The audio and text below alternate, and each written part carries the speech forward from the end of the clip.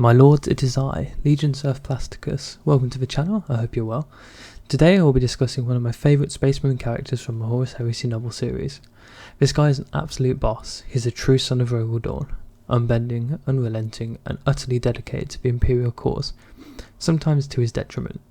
And yes, while I freaking love Sigismund like everyone else, he's just such a badass on so many levels. Today I will be discussing another of Dawn's sons, captain of the 405th Company, the Crimson Fist himself, Alexis Pollux. Spoiler warning here guys, I'll be covering lore from a 30k era, and in particular the short story The Crimson Fist from the Horus Heresy novel Shadows of Treachery, The Unremembered Empire, book 27 in this series, and Pharos, book 40 in the series. So if you aren't about them spoilers, come back and watch this once you've read the books. Now Alexis Pollux himself is described as an absolute beast even among his brothers in the Imperial Fist Legion. He is described as a giant, and although he is known best for his big brain and strategic genius, he is more than capable of handing out an absolute smackdown. The guy towers over other Marines without his armour, and by default can swing power fists with the expertise and finesse of a swordsman. The dude taking the name Imperial Fists quite literally by the sounds of it. Before becoming a proud son of Dawn, Alexis was born on Dawn's own home planet of Inwit, and shortly after Dawn began recruiting from the Ice World, Alexis and his twin brother began their trials as aspirants to the Legion. Now for those of you who don't know much about Inwit, don't worry, all you really need to know is that the world is cold, like very cold. Most people barely scrape to living on the sunwards facing side of the planet. But Dawn, only wanting the hardiest, decreed that all neophytes must traverse the dark, sunless side of the planet, normally only accessible if specialised in viruses, in just an animal fur. So it was that Alexis and his twin set off to become Imperial Fists. Now it is worth mentioning at this point that Alexis' twin, Helias, is noted to be even bigger and stronger than Alexis. You know, the guy who straight up wields power fists with ease and casts a shadow over other Space Marines with his big sexy muscles. So best to keep in mind his brother Helias is even bigger than him and would likely be an absolute badass Marine. Man, can you imagine these two back to back giving the enemies of the Emperor an absolute pounding with their massive Imperial Fists? But alas, this is not to be, as during the crossing of the dark side of Inwit, Alexis our boy is wounded in the leg by some nasty six-legged creature and is separated from his brother. He slowly begins to bleed out as he continues across the ice desert.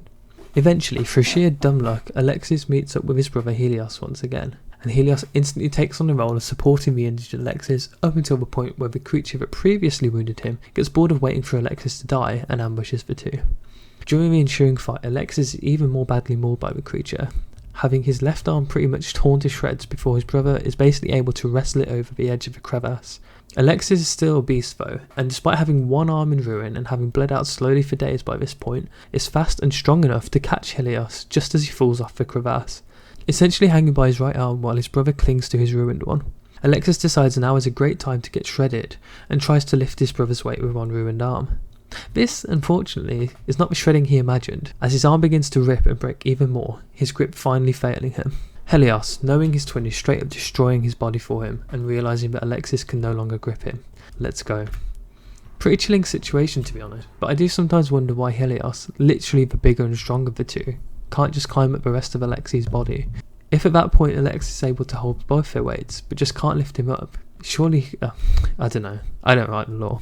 But I do think this is a kind of pointless death, and we could have got some much cooler twin interactions when they were Marines. Anyway, following this, Alexis gets himself up and slowly drags his broken body across the remainder of the dark side of Inwit to become an Imperial Fist. The fact that Alexis here just keeps going is in my mind the absolute core of what makes an Imperial Fist. Broken, in pain, dying, having just watched his twin die, even, and this is definitely the mortal Alexis, considering giving up. But he doesn't. He just keeps going, pushing through the pain one step at a time. I think for me personally, one of the things I like so much about this dude is that yes, he is a beast of a Space Marine, and yes, we are getting to that. But he also displays very human emotion throughout his story arc. He never takes a decision lightly, weighing up the cost before committing to an action, and always mourns his comrades. I think this is part of what makes the dude such an excellent leader. He cares. Now the first time we actually see this dude in the Heresy novels is a short story from the Shadows of Treachery anthology, simply called The Crimson Fist. In my opinion, it's also the most epic moment for this guy's character.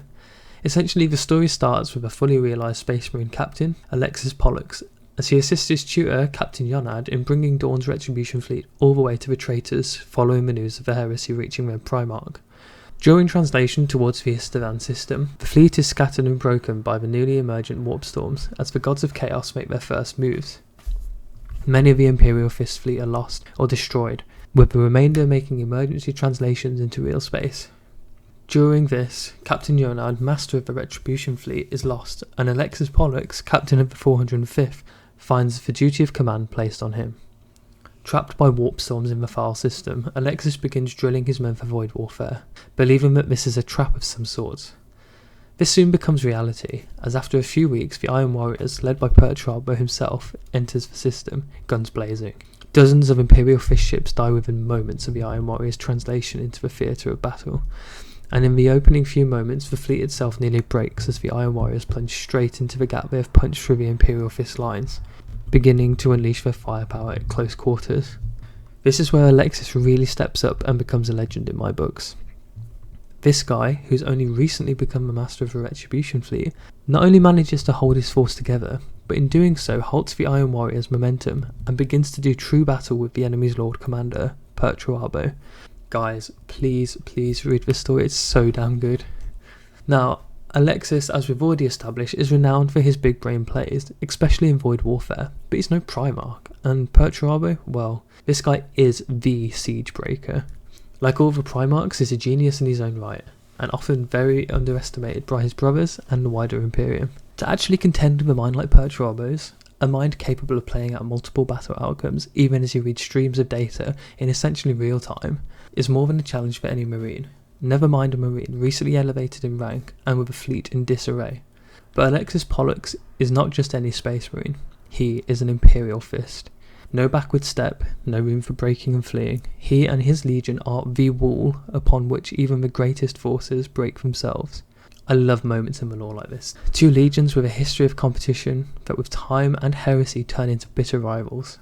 If anyone has read the Siege of Terror series, one of the coolest aspects of the whole War of Terror is simply the war of two minds. Perturabo seeking to break the Imperial Palace, and Rogel Dawn, stalwart despite the odds. To a smaller extent, we see this clash of siege masters play out here, albeit on a smaller scale. Slowly but surely, Alexis Pollux begins to turn the tide against the Iron Warriors, his constant drilling finally paying off as the Retribution fleet unleashes the wrath of the Emperor and their Primarch upon their traitorous cousins. Eventually, Alexis becomes so confident he's won the battle, he begins the boarding of the flagship of Perturabo himself, the Iron Blood, in an effort to kill him. And then, the greatest strength and weakness of the Imperial Fists is laid to bear. Unquestioning loyalty. While the battle rages on around him, Alexis is interrupted on his command deck by his navigator stumbling in and bursting into flames. Catching Alexis' hand and looking him dead in the eyes to deliver this, his final message. Sons of Dawn, return to Terra. Return immediately. This is the will of Rogel Dawn, Praetorian of Terra. Return to Terra. This is the will of Rogel Dawn. Upon this message, the fleet's remaining astropaths begin reporting that a tunnel of sorts has cleared a path through the warp storms that have trapped them in the system for weeks. Alexis knows he is winning. He knows that to turn his back on the enemy and retreat now will be extremely costly for his. He knows it means sacrificing victory, and most tempting of all, the chance to kill Perturabo and deal the heretics a massive blow in the early stages of this war. He knows that his first wave of Marines are already aboard the Iron Blood, his own friends and brothers, who would die without the reinforcements he'd initially planned to send. He knows all this, but above all, he knows his duty. He orders the retreat. Alexis begins to cover the retreat of his force with his own flagship, slowing the Iron Warriors where he can, staying until the last possible moment, and eventually using his own ship as bait, while sneaking aboard an enemy vessel to follow his Primarch's orders and return to Terra. Again, there's a really human moment here where Alexis goes down into the engine area of his ship and asks the mortal crew to overload the engines. Knowing these crew will never be able to get off the ship, and being incredibly proud of these men and women when they unquestioningly begin to do so. I think it's really awesome to see this from a Space Marine leader, particularly if 40k many Marines simply consider mortals as chaff, yet Alexis here is as proud of them as any Imperial Fist under his command.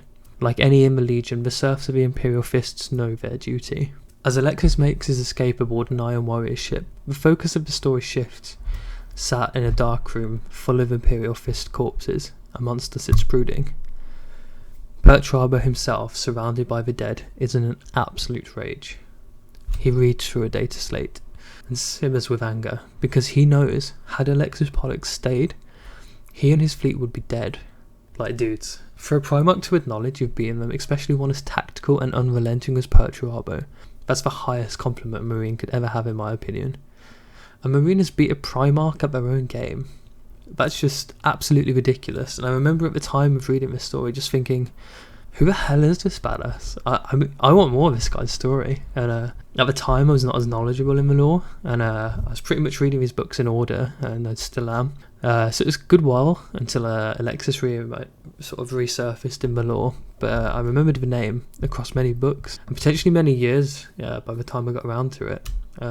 When I finally read his name again, I was like, oh shit, it's the guy who beat Perturabo in a void battle. I mean, I don't know, just such a memorable moment. But yeah, he re-emerges in the story, and as I said, Alexis is not actually done giving traitor Primarchs a sorting out. Well, kinda. I mean, unfortunately for him, he and his fleet are once again scattered, this time by the Ruin Storm, and they're only saved by the Sofa Beacon that guides them to Macragge and Guilliman's practical, yet heretical Imperium Secundus. Guilliman welcomes Alexis and asks him to help prepare Macragge's void defences, as well as helping a loyalist Iron Warrior to discover the secrets of the Pharos Beacon, the light that has brought his fleet and many other straggling elements of loyalists from among the Ruin Storm. Alexis and the Iron Warrior, Barbarous Dantiarch, become best bros, which is another awesome part of this character. He can respect, work with, and even become friends with a man whose legion have literally slaughtered his own men, because he knows that this one Marine is loyal. And that's what matters to an Imperial Fist. Loyalty. A lot goes down with Imperium Secundus, and most of it's somewhat unimportant to Alexis' character, but eventually the run of events has him facing off against another Primarch. This time it's up close and personal. Conrad Kurz, the Night Haunter, and arguably one of the greatest melee fighters among the Primarch, ends up in single combat with an injured Alexis. Now, to say on this occasion that Alexis is winning would be a lie. He barely escapes with his life, and only does so due to essentially being teleported out of there by Dantiarch at the last second, with some, questionable stuff with the Pharos Beacon. And yes, I'll admit it, my last video was all about plot armour, and although I love Alexis' character, I'm not afraid to admit that this guy definitely does have some. With that said, he's still a boss. Plot armour doesn't mean you need to beat a Primarch in a void battle, but he does.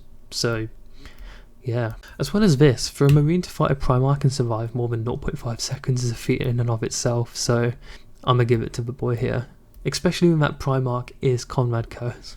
Once teleported through the Pharos, Alexis went on to fight by Dantiarch's side against the Night Lord attack force, who were seeking to use the Pharos to reunite the Legion. Something Alexis was not about to let happen. At one point holding an entire choke point by himself for a good while before his eventual capture, because, the man's a beast. Eventually numbers win out and the loyalists have lost, with reinforcements a while off.